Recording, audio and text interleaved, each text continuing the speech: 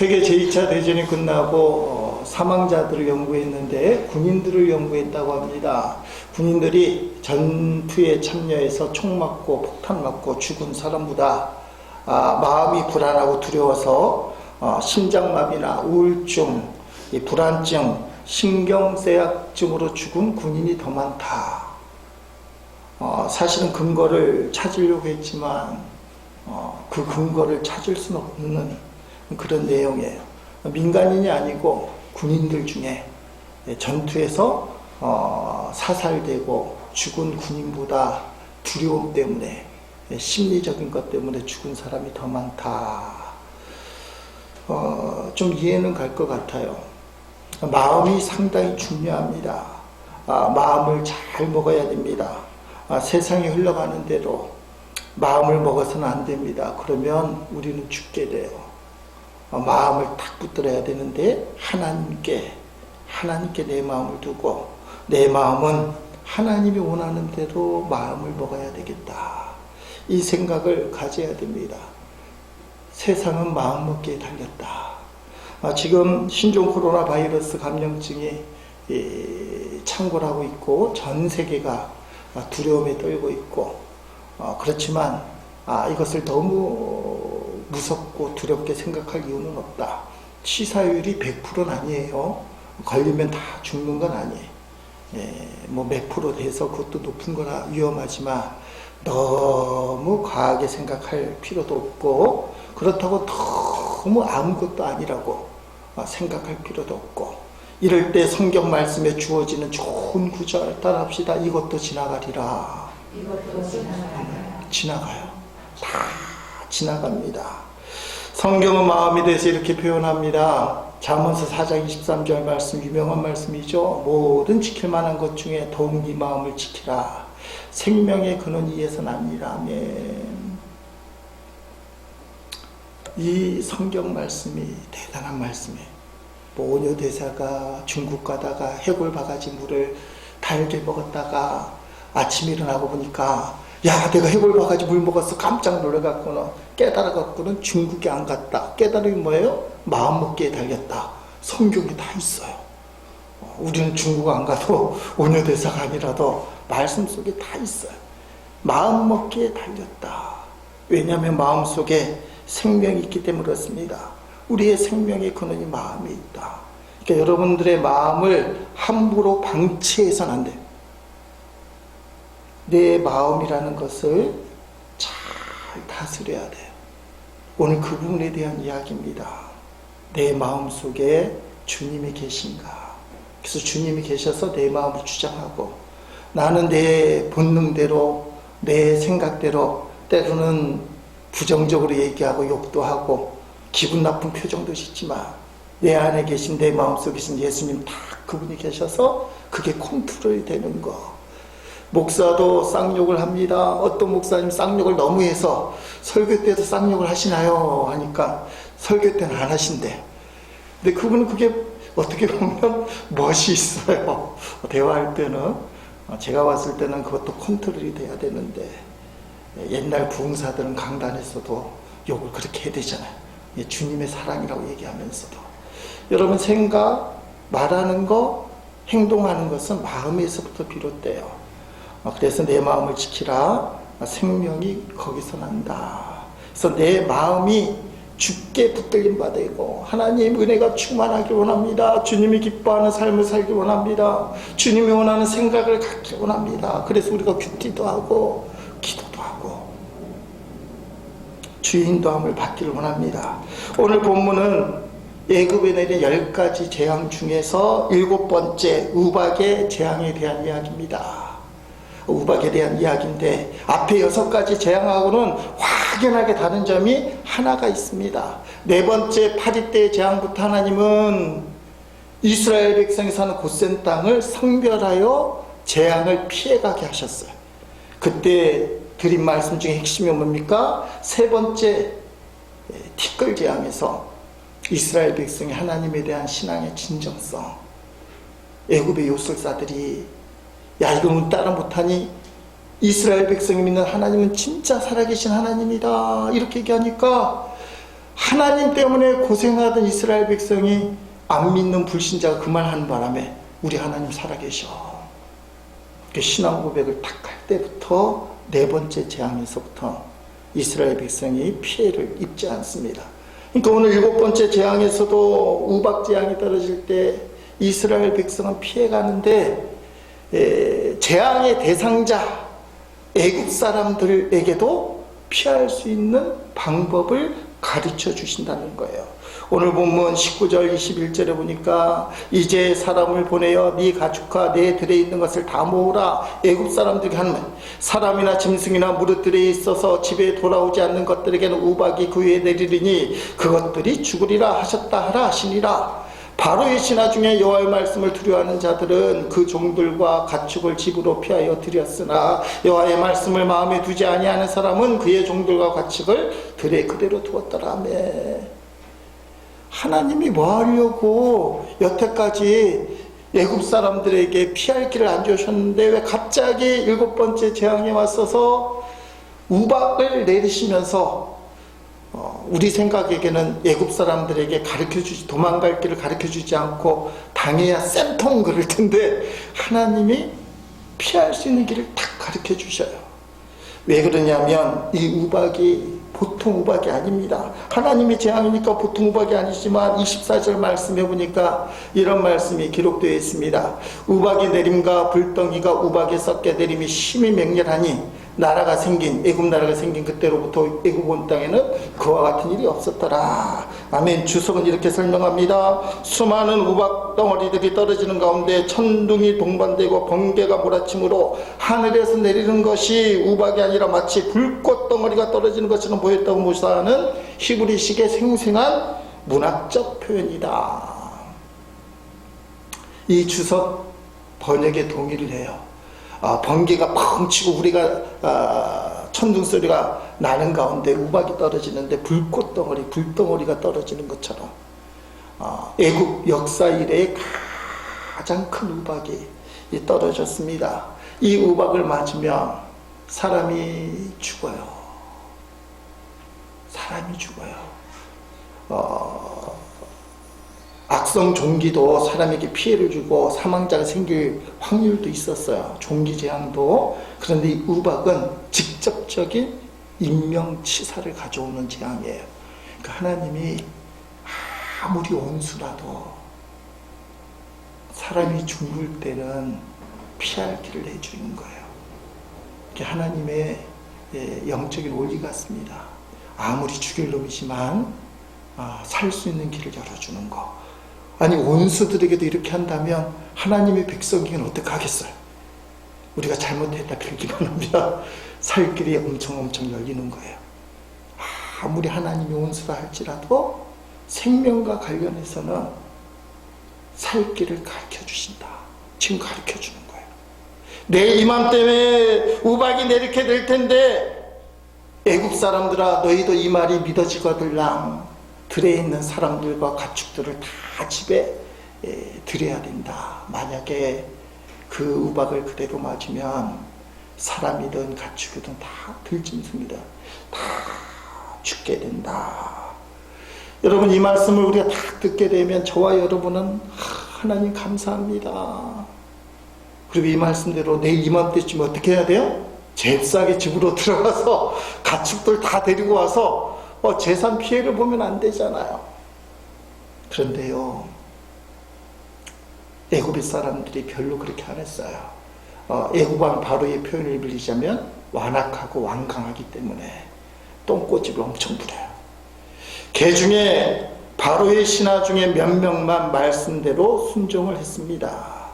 여러분 하나님 말씀이 들을 때 그 말씀을 마음에 두는 사람과 두지 아니하는 사람, 21절에 보니까 여호와의 말씀을 마음에 두지 아니하는 사람이라고 표현되어 있습니다.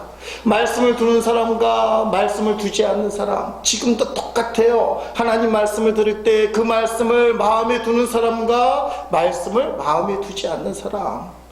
어떤 집사님이 설교를 듣고 너무 은혜를 받았대요. 한 2년쯤의 일이에요. 그랬더니 목사님 오늘 설교 대빵 좋았습니다. 이거 김 집사가 드려야 되는데 오늘 교회 안 나왔네요. 제가 가서 전해주겠습니다. 자기 마음문은 안 열고 김집사의 마음문이 열려야 돼요. 제가 감리사 직임 때문에 여러 교회 12월달, 1월달 이제 다 끝났어요. 지난 수요일날 예배 인도하고 구역해서 끝났는데 말씀을 전하다 보면 레파토리가 뻔해요. 뭐 세 가지 중에 하나 전하는 거예요. 온 거 안 보고도 막 하는 거. 그랬더니 어떤 교회는 너무 심각해요. 목사님이 그 말씀을 봤더니 구역회를 하는데 어떤 분이 몇십만 원 좀 차고가 나지 않습니까? 했더니 목사님 말이 몇십만 원이 눈에 안 들어옵니다. 제가 그 말씀을 들었더니 우리 교회가 2020년대는 몇 억을 고민해야 될 것 같습니다. 뭐 이런 이야기 너무 심각하게 들어서 설교한 내가 놀라는 거예요. 저러다 큰일 나면 어떡하지? 믿음으로 반응하는 거. 또 어떤 교회에 가면 진짜 소기에 경일게 다 뭔가 막힌 느낌. 오늘 우리가 말씀을 드릴 때도 생명의 말씀이 말씀으로 들리면 그게 하나님의 징계라 할지라도 결국 나를 살리는 영의 말씀이 된다는 것입니다. 여러분, 하나님 말씀을 마음에 두지 않고 두려워하지 않는 사람의 대표라고 하면 10가지 재앙의 가장 큰 책임자, 애굽의 대표, 바로 왕이라고 얘기할 수 있습니다. 하나님이 7번째 재앙을 할 때 특이한 표현이 나오는데 바로 애굽 왕 바로의 마음, 그 마음을 친다는 거예요. 우리가 읽은 14절 말씀에 보니까 내가 이번에는 모든 재앙을 너와, 이게 바로 왕이죠, 네 신하와, 바로의 신하와 내 백성, 애굽 바로의 백성에 내려 온 천하에 나와 같은 자, 하나님과 같은 자가 없음을 네가 알게 하리라. 아멘. 하나님이요 바로를 붙들고요, 네가 나를 알아야 돼, 나를 알아야 돼. 이렇게 지독하게 하나님 말씀 안 듣는 바로를 붙들고도 말씀을 가르쳐주고 싶어요. 그래서 7번째 재앙이니까 우리가 읽은 개정은 이렇게 되어 있지만 개역에는 어떻게 되느냐, 이번에는 모든 재앙을 너의 마음에 라고 되어 있어요. 개역에서 개정으로 바뀌면서 너의 마음이 너로 바뀌었어요.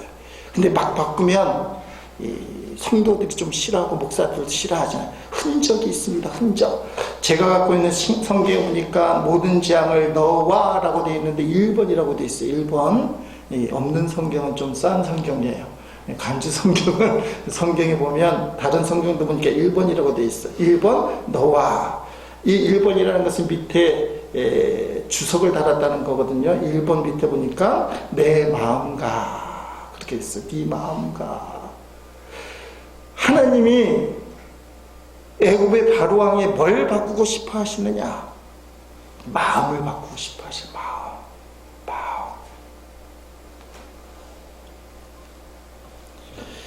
살아가는 성도 여러분, 이 마음이 어떤 마음이에요? 하나님이 바꾸고 싶은 바로의 마음이 어떤 마음이에요? 하나님 말씀을 두려워하지 않는 마음. 다른 말로 표현하면 하나님을 두려워하지 않는 마음. 주의 말씀을 별로 달갑게 생각하지 않는 마음.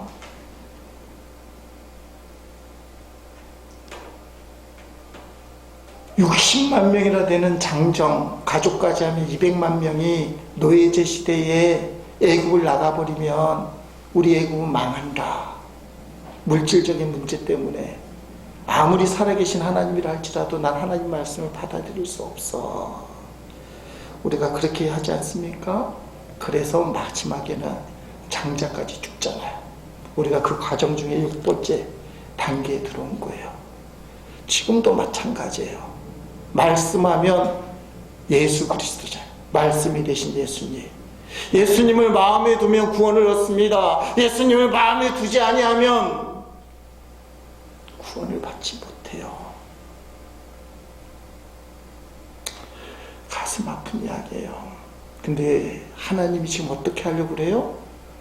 마음이 강팍하고 완악하고 하나님 말씀을 마음에 두려워하지 않고 하나님 살아계신 증거가 벌써 6번이나 증거됐는데도 그걸 거부하는, 우리 같으면 그럴 수가 없어요. 불순종하고 아무리 하나님을 안 믿어도 그렇지 이렇게 7번째 재앙을 당하면 순종해야 되는데 이게 10번째 가는 근데 하나님이 이 바로를 포기하잖아요. 그럼 뭐라고 얘기합니까? 내가 너를 바로로 세웠으면 나의 능력을 네게 보이고 내 이름, 하나님의 이름이 온 천하에 전파되게 하려 했습니다. 하나님이 바로를 포기하잖아요.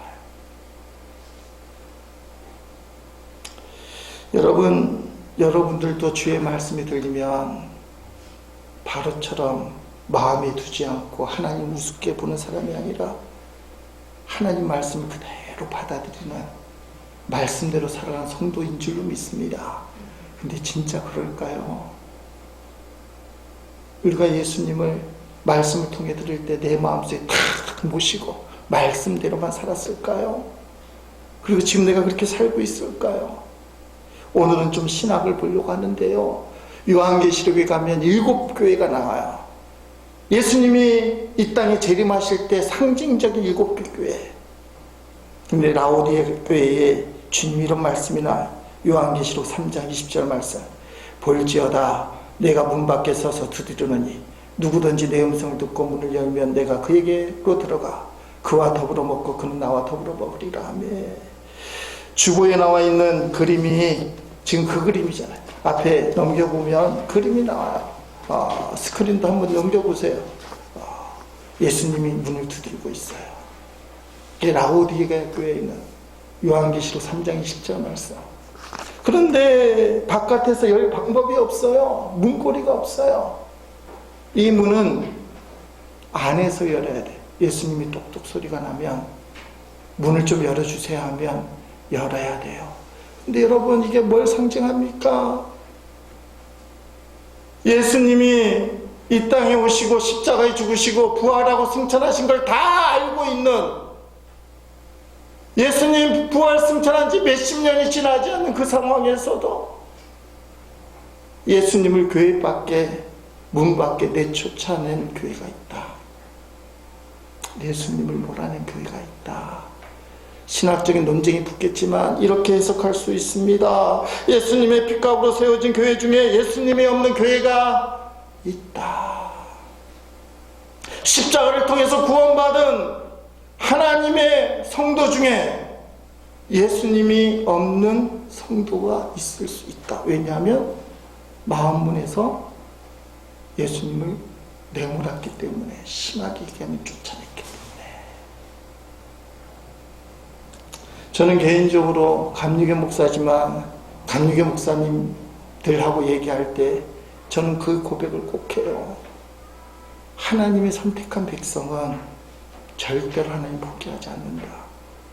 요한복음 13장 1절 말씀처럼 예수님이 사랑하는 신자는 끝까지 사랑하시기 때문에 아무리 그 사람이 타락하고 세상에 빠졌어도 하나님의 선택이 분명한 사람은 다시 일으켜 세우고 다시 하나님 자리에 서게 만든다.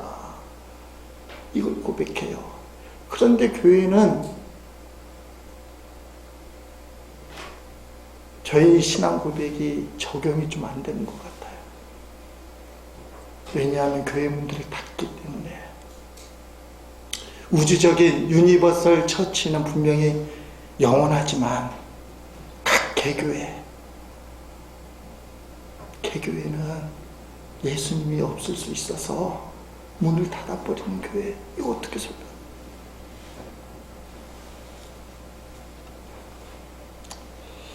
아주 중요한 사실이 있으면 따라합시다. 그래도 예수님은 교회를 포기하지 않는다. 저같이 성질머리 있는 사람은 내가 주인이잖아. 내가 예수님인데 내가 교회에서 핏값 흘리고 교회 머리 주인이잖아. 그런데 니네가 나를 쫓아내? 이것들 몽땅 망했다. 그걸로 끝이에요. 근데 예수님은요, 마지막 때에 끝까지 라오디게 교회 문을 두드리면서 내가 너희와 함께 하겠다. 내가 너를 절대로 포기하지 않고 끝까지 너희를 돌이키게 하겠다. 지금 출애굽기에 7번째 재앙을 내리면서 바로에게 하나님이 말씀하는 것과 똑같이 라오디게 교회를 향해서 문을 두드리는 거예요. 포기할 수 없다. 난 너를 포기할 수 없다. 그래서 문을 두드리는 거예요. 예수님 뭐가 아쉽다고 문을 두드리겠어요? 정죄하고 심판하고 벌을 내리면 되는 것이지. 근데 주님은 당신을 쫓아낸 교회, 그 교회를 포기하잖아요. 이게 대단한 주님의 사랑이에요. 여러분, 도대체 주님을 쫓아낸 교회는 어떤 교회냐? 라오디게의 특징이 나옵니다. 요한계시록 3장 17절 말씀을 보면 네가 말하기를 나는 부자라 부유하여 부족한 것이 없다 하나 내 공고한 것과 가련한 것과 가난한 것과 눈먼 것과 벌거벗은 것을 알지 못하는 도다음에 라오디게 교회 그 지역이 부자였어요. 겉으로는 풍요롭고 잘 됐어요. 잘 풀렸어요. 그래서 사람들에게 뭐라고 얘기하냐면 우리 라오디게 오면 하나님이 큰 축복을 받았다. 우리 교회 오면 다 잘 돼. 우리 교회는 풍성한 교회야. 하나님의 은혜로 엄청나게 부흥한 교회야. 요새 말로 얘기하면 수천 명 수만 명 모이는 하나님이 세우신 교회야. 난 부자야. 부족함이 없어. 우리 교회는 대단한 교회야. 라오디게 교회가 실제로 그랬다는 거예요. 근데 그건 사람의 판단, 스스로의 판단. 주님이 뭐라고 얘기합니까? 너는 공고하다. 수고하고 무거운 짐을 혼자 진다는 거예요. 주님께 맡기고 주 안에서 평안을 누리는 교회가 아니라 뭔가 생기는 차고 뭔가 일되는데 주님이 역사는 없어요. 사람이 다 알아요. 그러니 싸움이 나고 갈등이 생기고 공고함 힘들어요. 너는 가련하다. 예수님을 믿어 구원받다고 생각하지만 지금 예수님이 어디 계세요? 교회 밖에 계셔요. 예수님 믿어 구원받았다고 생각하는데 그 주님이 내 문 밖에 있어요. 얼마나 불쌍한 존재입니까? 자기는 구원을 받아 생명을 얻고 천국 간다고 생각하는데 예수님이 없으니 멸망을 향해 가. 조금 더 비약하면 소금인데 맛을 잃어서 밖에 버려져 땅에 밟히는 거예요. 우리가 그 현상을 너무 많이 보고 있습니다. 라오디게아 교회같이 부자고 풍부하고 다 되는 교회인데 세상에 버려져 땅에 밟히는 교회, 가련한 교회예요. 그들은 가난합니다. 상황은 부자지만 하나님의 은혜로 큰 축복을 받아서 잘 됐다고 얘기하지만 영적으로는 예수 그리스도에 대한 갈급함이 옵니다. 예수님이 없어도 모르는, 예수님이 문을 두드리는데도 그 소리가 예수님의 소리인지 모르는 착각에 빠진 가난한 교회. 그래서 눈이 멀었어요. 예수님을 안 보기 때문에. 예수님이 없는데 예수님이 없는지 몰라요. 그게 눈이 먼 거잖아요. 아마 성찬도 행할 겁니다. 살찌 계시고 보혈 흘려주신 주님을 기억합니다. 기념하셨으니 성찬 행했지만 예수님이 있는지 없는지 몰라요. 구약에 이스라엘 백성이 그렇게 예배를 드렸잖아요. 예배 드리다가 결국 우상이 하나님이라고 우기고 처음부터 그런 징조는 있었어요. 광야 생활에 모세가 시내산에 올라갔을 때 아론이 금송아지 만들고 하나님이다. 눈이 멀었어요.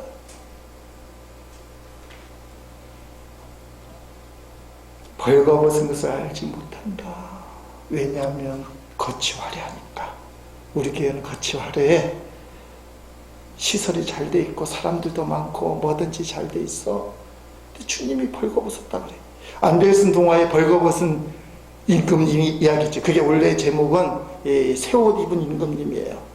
이 임금이 새 옷을 너무너무 좋아해서 사기꾼 2명이 작정을 하고 덤비는 겁니다. 눈에 안 보이는 신비로운 옷감으로 옷을 만들면 대단히 멋있는 옷을 짓습니다. 다만 마음이 나쁜 사람은 안 보입니다. 그리고는 막 짜는 척하고는 딱 입히는데 옷이 안 보인다고 하면 뭐예요? 마음이 나쁜 사람. 그러니까 임금님 본인부터 시작해서 옷이 보인다고, 야 괜찮다고, 이게 서로 얘기하다 보니까 이제 점점점 이제 커지는 거예요. 신하들도 다 벌거벗은 임금님 보고 안 보인다고 하면 마음이 나쁜 사람이니까 보인다고, 멋있다고, 괜찮다고. 그래서 행진을 하잖아요. 벌거벗고. 근데 백성들도 소문을 듣고 다 알아요. 임금님이 입은 옷이 안 보이면 마음이 나쁜 사람이다. 그랬더니 백성들도 다 임금님 멋있는 옷 입었다고. 근데 조그만 아이가 야, 임금님 벌거벗었다. 임금님 벌거벗었다. 임금님이 벌거벗었어요? 벌거벗지 않았어요. 자기들끼리는 벌거벗지 않은 길을 약속한 거잖아요. 왜냐하면 벌거벗었다고 하는 사람은 나쁜 사람이야. 벌거벗었어요. 동화에도 나오는 이야기예요. 여러분 현실에 적용되지 않길 바랍니다. 내가 괜찮다고요? 난 멀쩡하다고요? 나아만 장군이 한센스병에 걸려서 속이 문드러질 때 가장 화려한 군복을 입고 감추었듯이 어떻게 보면 여러분의 영적 초랑 그걸 감추느라고 애쓰진 않습니까? 지금 라오디아 교회에 지금 그 말을 하는 거예요. 이게 세상의 거짓말이에요. 세상의 가치관으로만 신앙생활하는 사람들의 특징. 라오디아에게 뭐가 문제가 있어요? 괜찮아요. 우리 교회 부흥해요. 사람들 많이 모여요. 하나님 은혜로 몇백억짜리 예배당을 짓고 시설이 잘 갖추어져 있어요. 그러면서도 주님이 참 기뻐하는 교회면 더할 나위가 없어요. 주님이 보는 판단이 중요합니다. 주님이 라오디아 교회에 이렇게 말씀을 주십니다. 18절, 19절 말씀에 보니까 내가 너를 권하노니 내게서 불로 연단한 금을 사서 부유하게 하고 흰옷을 사서 입어 벌거벗은 수치를 보이지 않게 하고 안약을 사서 눈에 발라 보게 하라. 물은 내가 사랑하는 자를 책망하여 징계하노니 그러므로 네가 열심을 내라 회개하라. 앞부분에는 빠져있네요. 18절 말씀이 세 가지를 얘기합니다. 내게서 주님에게서 불로 연단한 금을 사라. 불로 연단한 금이라는 것은 보통 믿음 이야기예요. 믿음. 이 금을 사서 부요하게 하라. 풍요롭게. 이게 뭔 말입니까? 라오디아 교회 환경이 좋을 때만 하나님을 찬양하고 하나님을 감사하는 그런 삶이 아니라 연단을 통과한 믿음. 그래서 말할 수 없는 고통 가운데서도 십자가를 붙들고 하나님 앞에 감사하고 하나님을 찬양할 수 있는 믿음으로 부여로운 그런 교회가 되라. 그런 성도가 되라. 환경 때문에 하나님을 찬양하는 자가 아니라 환경이 돼서 내가 원하는 게 돼서 하나님께 감사하는 자가 아니라 내가 설령 손해를 보고 내가 설령 희생을 당해도 그게 하나님의 뜻이라면 감사가 되고 하나님께 찬송할 수 있는 성도.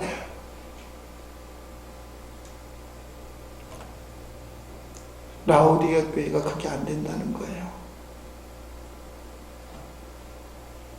두 번째는 벌거벗은 수치를 가릴 수 있는 흰옷을 사라. 예수님의 보혈입니다. 더럽고 시커먼 죄의 붉은 피가 탁 묻으면 하얗게 되잖아요. 어린이들 전도할 때 색깔 전도할 때 검은색에 빨간색이 딱 비치고 그 다음에 하얗게 돼. 하얀 옷, 구원의 하얀 옷을 입어라. 날마다 때마다 십자가 보혈이 흘러가는 교회. 라오디아 교회가 그게 안 되는 거예요. 안약을 사서 눈에 바르라.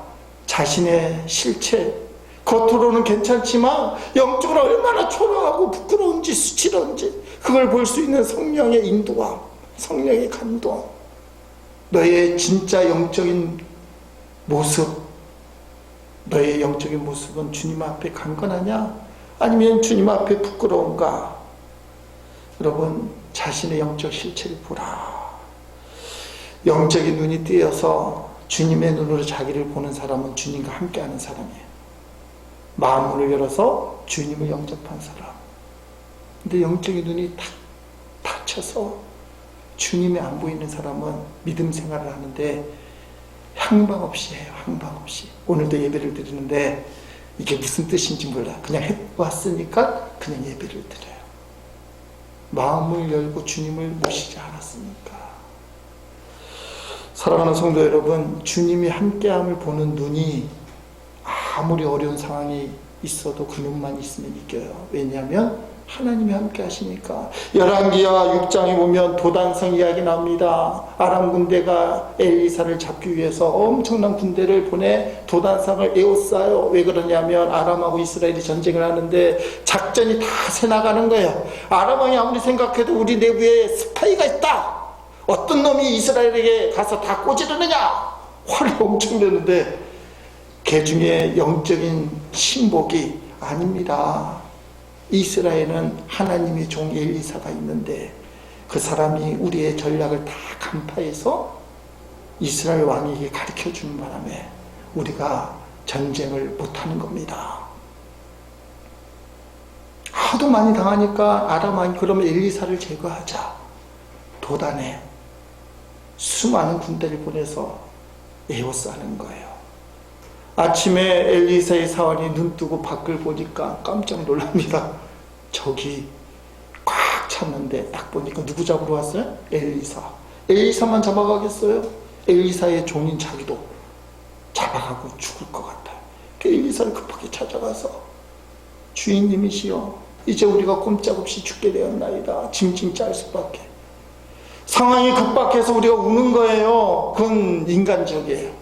근데 신앙적인 모습이 그 다음에 나옵니다. 신앙적인 모습이 뭐라고 얘기합니까? 열왕기하 6장 16절부터 17절을 보니까 엘리사가 대답하되 두려워하지 말라. 우리와 함께한 자가 그들과 함께한 자보다 많으니라 하고 기도하여 이르되 여호와여 원하건대 그의 눈을 열어서 보게 하옵소서 하니 여호와께서 그 청년의 눈을 여심해 그가 보니 불말과 불범거가 산에 가득하여 엘리사를 들렸더라 하며, 이 청년이 상황 때문에 기가 죽어서 죽겠다고 생각하니까 엘리사가 마음으로 활짝 열게 해서 함께 계신 주님, 그리고 그 이유는 하나님의 능력으로 엘리사가 아람 군대의 모든 눈을 멀게 만들고 그들을 예루살렘에 끌고 가요. 전쟁에서 이기는 겁니다. 여러분, 주님의 크신 능력, 사랑이 함께함을 봐야 돼요. 근데 문제는 그분이 내 마음 밖에 있으면 소용이 없어요. 엘리사는 함께 있었기 때문에 가능하지만 주님을 문 밖으로 내몰고는 이런 역사가 일어나지 않아요. 근데 감사한 것은 문 밖으로 몰아낸 교회, 벌거벗은 교회, 눈이 보이지 않는 라오디게아 교회를 주님은 포기하지 않는다는 사실입니다. 문 밖에서 두드려요. 왜요? 아까 읽은 요한계시록 3장 20절 말씀 한번 같이 읽어보겠습니다. 글자가 작지만 볼지어다 내가 문 밖에 서서 두드리노니 누구든지 내 음성을 듣고 문을 열면 내가 그에게로 들어가 그와 더불어 먹고 그는 나와 더불어 먹으리라 하며, 예수님 진짜 사랑이 많아요. 나 같으면 잔소리부터 할 겁니다. 이놈들아, 내가 교회에 주는데 나를 쫓아내? 너희가 이럴 수 있어? 그 말씀 하나도 안 와요. 문을 열면 내가 그에게도 더불어 들어가서 그와 더불어 먹고 그들은 나와 더불어 먹으리라. 내가 책임져 줄게. 내가 너와 함께 있어서 너의 수고하고 무거운 짐을 다 내가 짊어줄게. 너의 문제를 해결해 줄게. 너를 향한 나의 사랑은 여전히 유효해. 하나님이 7번째 애굽왕 바로의 마음의 문을 두들고 계셔요. 그리고 이번 재앙부터는 피할 길을 가르쳐 주셔요. 그런데 왕구왕 바로는 마음을 열지 않습니다.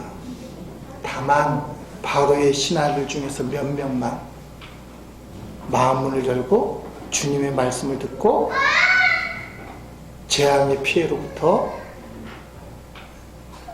벗어나게 돼요. 오늘 주님이 우리의 마음을 똑똑하고 두드리고 계십니다. 여러분 도대체 어떻게 하실 것입니까? 바로처럼 하나님의 말씀을 마음에 두지 않고 문을 꼭꼭 잠그는 사람은 어리석은 사람이에요. 문을 활짝 열고 주님을 영접하는 그런 성도들 다 되시기를 주의 이름으로 축복합니다.